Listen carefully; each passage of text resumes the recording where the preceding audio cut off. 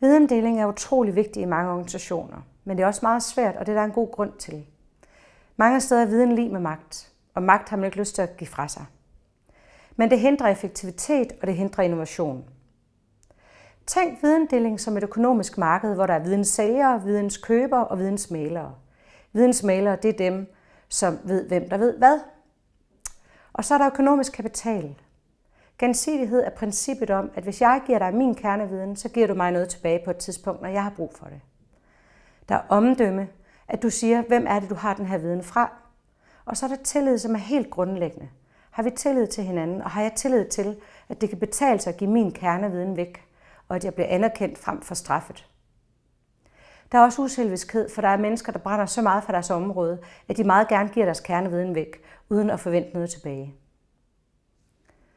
Hvordan videndeler dine medarbejdere med hinanden, og med dem uden for jeres team? Og hvilken rollemodel er du?